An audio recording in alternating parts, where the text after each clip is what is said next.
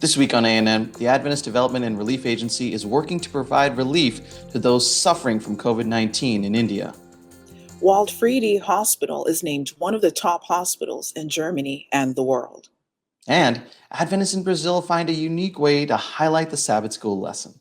These stories and more coming up.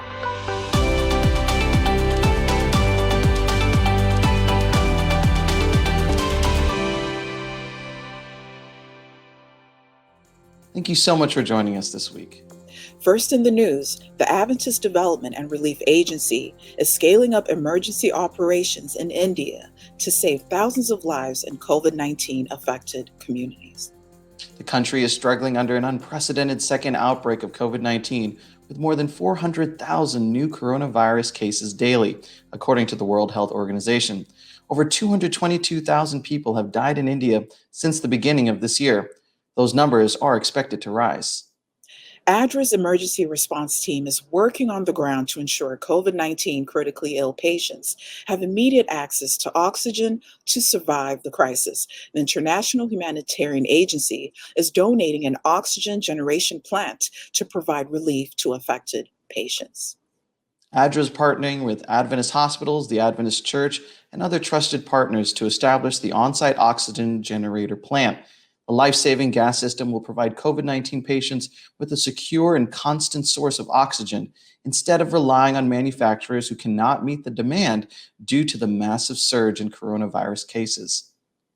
President of ADRA International, Michael Kruger, says the pandemic is far from over. We are praying for the people of India and also speeding up our emergency efforts to bring immediate relief to the most affected communities. ADRA is working tirelessly against COVID-19 to make sure that lives are saved and the right help is delivered quickly to so many communities ravaged by this pandemic. We are grateful to the Adventist Church and our donors for their continued support. They are vital partners in our fight against COVID-19 around the world. ADRA is also working with the region's health department to help set up and monitor COVID-19 vaccine camps. It's teaming up with mental health facilities to offer psychosocial support through counseling and community awareness programs. Additionally, ADRA is delivering critical PPE to frontline healthcare workers in hospitals in the country. Emergency Response Program Manager for ADRA International in Asia Pacific, Elizabeth Tomenko, will join us later in the program to talk more about ADRA's relief efforts in India.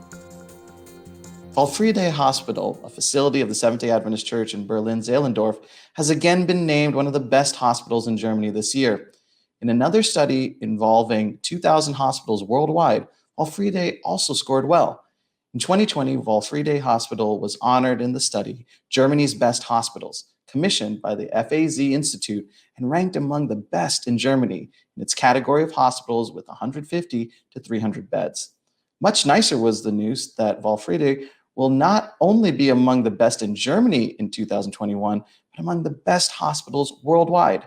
The American magazine Newsweek and the renowned German online portal for statistics, Statista, have jointly determined the best hospitals worldwide for the third time. The study was conducted in 25 countries around the world. In the end, a list of the world's best hospitals and clinics was compiled. The 2,000 hospitals named in this list, covering 25 countries, including the USA, Great Britain, Germany, and Canada, stand out for their outstanding services, including respected doctors, first-class care, and state-of-the-art technology. The results are only comparable between hospitals in the same country, as different sources of patient experience and medical benchmark indicators were examined in each country. Out of 220 hospitals awarded in Germany, Waldfriede took 122nd place. For more information on this story, visit news.eud.adventist.org. For the first time, the Seventh-day Adventist Church for the Central North region of Espírito Santo in Brazil has broadcast a new program to test knowledge of the Adventist Church's Sabbath school lesson. Bom de Lição, or A Good Lesson, debuted on the official networks of Associação Espírito Santense on Friday, April 30. Inspired by the Bom de Biblia program on TV Novo Tempo, Bom de Lição will reward the winner with a trip. The participant who does best in the grand finale, to be held in November, will win a trip to Novo Tempo, the Adventist Church's official broadcast network in Brazil. 89 participants competed online, and the two highest scores took them to first phase. Everton Braun from the Central Temple of Vitoria and Luis Carlos from Chasara de Parela were selected. Divided into 3 blocks, the live quiz show will feature questions related to the Sabbath school lesson in the first quarter with a theme on the biblical book of Isaiah. In the first block, each participant will need to answer 4 questions, 3 of which are multiple choice, each worth 100 points, and 1 without alternatives worth 150 points. During the game, each participant will also be able to choose a way to receive help through the guide, the Bible, or a WhatsApp group created by the participant himself. For the second block, each participant will have 60 seconds to correctly answer the most true and false questions. Each correct answer will add 50 points to the scoring system. Finally, the last block will test the competitor's speed. There will be only 5 questions, each worth 200 points. The first to press the button will be able to answer. Some of the questions will also be available for those who are watching, and they will be able to win a small gift. For the first time in recent history, every Pathfinder club from across the South New Zealand Conference was represented at a single event, with more than 180 Pathfinders joining together for a Pathfinder Rally camping weekend. On Friday, April 23, the club set up camp at Pascal Park in Christchurch. They participated in an early morning Sabbath parade that led to church service at an amphitheater on site, followed by Sabbath school at their tenting sites. The theme for the weekend was Find Your Path, with guest speakers Lance Bolton, who serves as youth director for South New Zealand, and Mervyn Brown, who serves as youth director for the Adventist Church in Fiji. Their presentations were engaging and theatrical. On Saturday night, the Pathfinders finished their program early with hot chocolate and cookies in preparation to wake up at 4 a.m. to attend the Christchurch dawn service. 4 buses arrived at 4:45 a.m. and Pathfinders and district directors boarded. The Pathfinders were joined by 21 adventurers from the Fijian church, bringing the total number of people marching to more than 200.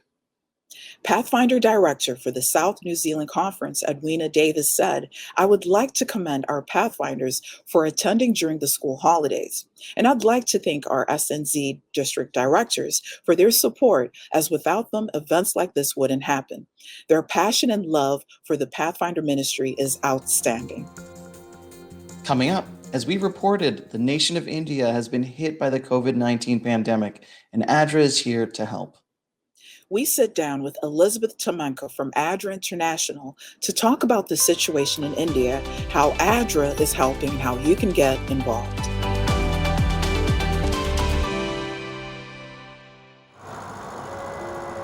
When I first felt called to be a minister, I didn't want to be a typical pastor with a suit and a tie. One of the things I appreciated most about Christ was his ability to defy convention. Once, when I moved away from a place where I was pastoring, one of my friends said, "We're going to miss you. You're so unusual." I take that as a compliment. I'm someone who likes a challenge. I love to test my limits. I've been running for more than 35 years, most days of the week. I love to run, especially in nature. It's time alone with God where I can recharge. I run first thing in the morning so I can prepare emotionally and spiritually for whatever I might experience that day. I find my greatest fulfillment in relating to people who aren't Adventist or even Christian. We have to meet people where they are. That's what Jesus did, and it's still our responsibility today. I have friends who are Christians and atheists, gay and straight, old and young, of all races and ethnicities. I'm a biker, a runner, and a pastor.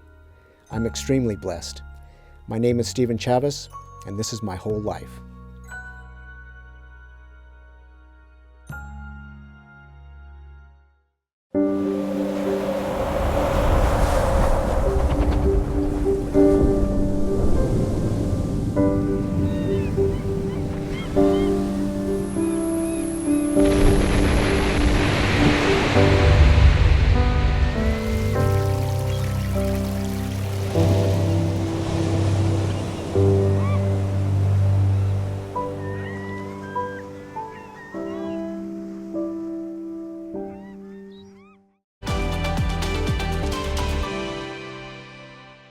Welcome back. As we talked about earlier in the program, the Adventist Development and Relief Agency, or ADRA, is on the front lines working with those suffering from COVID-19 in India. Recent reports are saying 120 people are dying every hour due to the pandemic in the country. Country Director for ADRA India, Weston Davis, says the situation in India is grim.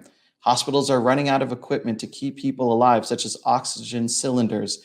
The healthcare system is stretched to the breaking point, and people are dying because they can't find a hospital bed and oxygen. It's absolutely terrible.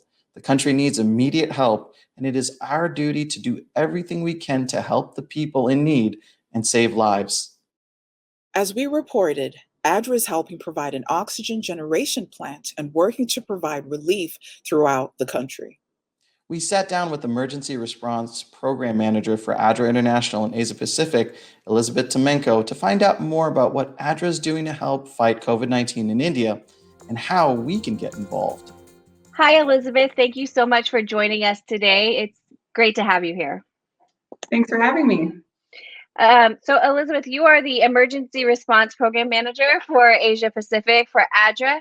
And I first want to ask you, I want to talk to you a lot today about India and what's going on in India and ADRA's response there. But first, I know May 8th is your DFRO offering for ADRA. And could you tell us what DFRO is and then sort of what the offering will be going to this year? Yeah, DFRO stands for the Disaster and Famine Relief Offering, which is an annual offering that happens once per year around the world, and the funds all go towards disaster and famine relief activities throughout the next year. So this offering will be on May the 8th. Anybody who wants to contribute to this offering can do so at adra.org or through your local church. Great. So people should be looking out for that this coming Sabbath.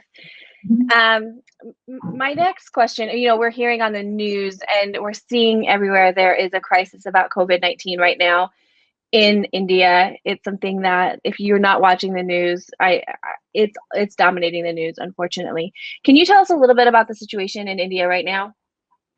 Yeah, the situation in India is really dire at the moment. The number of cases has spiked dramatically. It's completely overwhelmed the health systems and the medical infrastructure just to be able to care for the number of people who are affected and quite severely affected. So they're not able to recover at home. They need oxygen and medical attention and medicines, and so many people are not able to get access to that.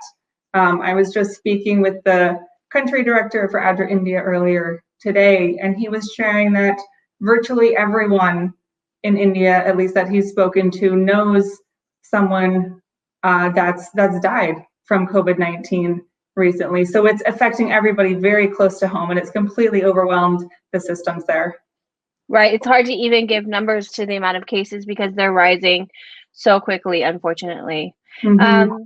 So we are blessed because we have ADRA, the Adventist Development and Relief Agency, who is the humanitarian arm of the Seventh-day Adventist Church. And you guys are doing amazing work in India right now. Can you tell me a little bit about what ADRA is doing in India? So one of the critical needs at the moment is for oxygen and medical supplies to be able to assist people with COVID-19 who need that medical support. So right now, ADRA is prioritizing procuring some oxygen generating equipment for hospitals and other health facilities to use. And this will include an oxygen generation plant, which is a large piece of equipment, a large and expensive piece of equipment, but that is installed in a hospital or facility and lets them produce their own oxygen on site. It collects it from the air around us and can refill oxygen canisters, so they don't have to rely on an external source to bring in oxygen, which is in very high demand at the moment. We're also looking at oxygen concentrators, ventilators, monitors, some other equipment that's needed for health facilities. That's amazing. That's awesome. So right now, I know that ADRA is working on a campaign where if somebody in the local church, they donate $1, then ADRA will match them $3. Is that the best way that because I mean, right now it just feels like when I'm watching the news, it's just, you feel so helpless. Like you want to do something to help and there's nothing you can do it doesn't feel like there's anything to do. Is that the best way right now to help ADRA with your relief efforts? That is absolutely the best way. Anyone who would like to support can visit ADRA.org and can donate there. And like you said, every dollar will be tripled. So every dollar someone donates will become $3, every $10 will become $30, and so on. And with that, those funds combined, we're able to procure and ship and install this equipment, this life-saving equipment that's desperately needed right now. That's awesome. And also just to keep the efforts in India in your prayers, because man, prayers are needed. So if somebody wants to go and donate, or if you want more information about what ADRA is doing, where can they reach you?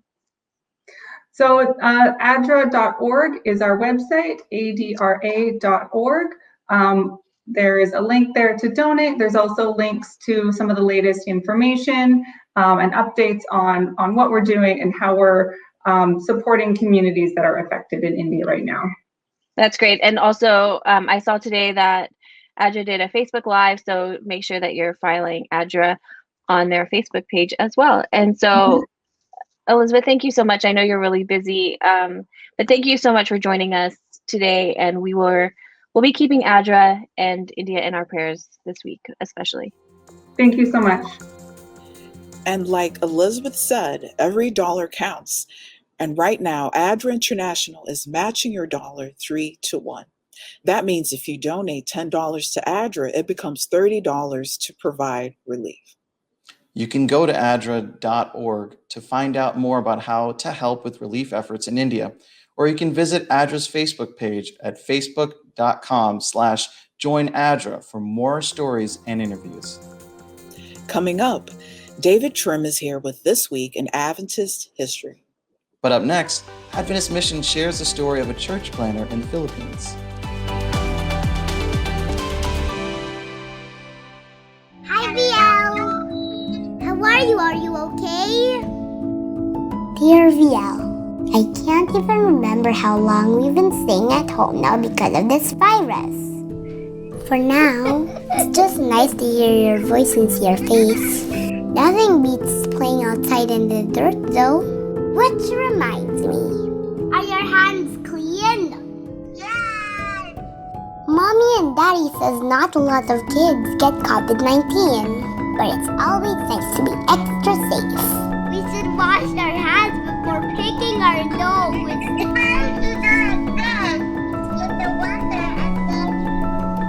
Washing our hands protects us, but it also keeps us from spreading the virus in case we touch something dirty.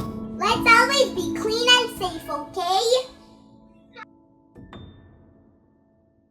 Love, Joey. We may look, pray, read, think, worship, sing, and share differently, but we all look forward to the Sabbath. And we all look forward to the future when Jesus will come again. With this message in mind, we arrived at a core component for a new identity system, the creation grid, a simple 7-column structure for layout. The grid is a reference both to the prophetic timeline as well as to the creation week that culminated in the seventh-day Sabbath. The first 6 columns of the grid belong to the designer. They can be filled with anything: text, images, illustrations, patterns, and logos. But the 7th column, the Sabbath column, does not belong to them. It is meant to be different and special. Regardless of what or where you are designing, you can always find information to help you communicate that we are all Seventh-day Adventists.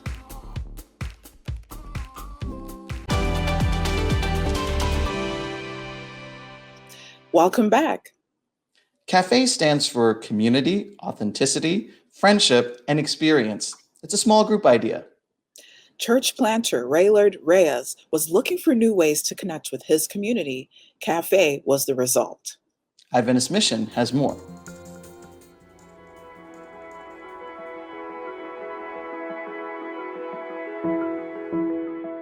Hi, good morning. I'm Ray Lord Reyes. I'm a church planter here in Manila, Philippines, coordinating church planting in our conference. I have been involved in church planting in the past 7 years, and I planted a young adult church here in Manila that has different locations and meeting in different locations. I was able to utilize social media to begin with in my church planting journey. I started connecting with people in the city through social media. Started looking for groups I could connect with. And in the process, I came across this application called Meetup. It also has a website. Meetup or meetup.com is a place where different groups connect to each other. If you go to this app, if you download this app or if you go to this website, you'll find different meetup groups. And so I started looking for groups I can connect with. Most of the groups here are organized by unchurched and secular people. So I started connecting with these people until I realized I could actually also start my own meetup or my own meetup group. That's when I started organizing this group called Cafe Life. Cafe stands for Community, Authenticity, Friendship, and Experience. It's a small group idea, and so we started connecting with different people. The idea is really to connect with young professionals and open an avenue for young professionals to connect with, hang out after work. So I started putting that on Meetup, and I was surprised. Young professionals, young adults started, showing up in our Meetup groups, and so we started connecting with a lot of young professionals. That's how the church plant that we planted started. Through that, we were able to connect with a broader demographic, mostly unchurched and secular.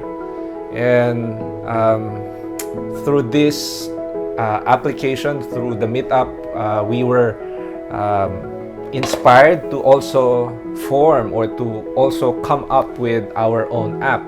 So my team, who are mostly young adults and young professionals, started developing this app called Cafe Life. So it's also available for download for iOS and Google or Android phones.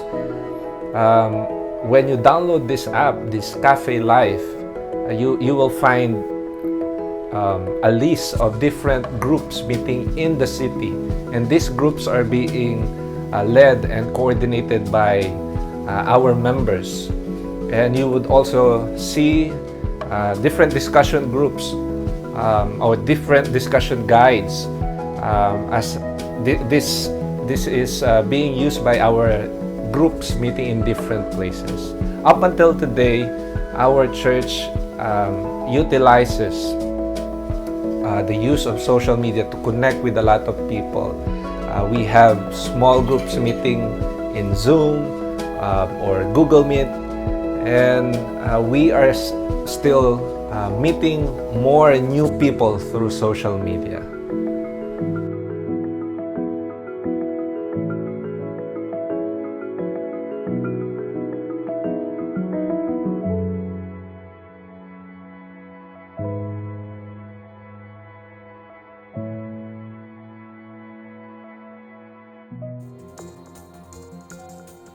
Watch this and other mission stories online by visiting AdventistMission.org, then click on videos at the top.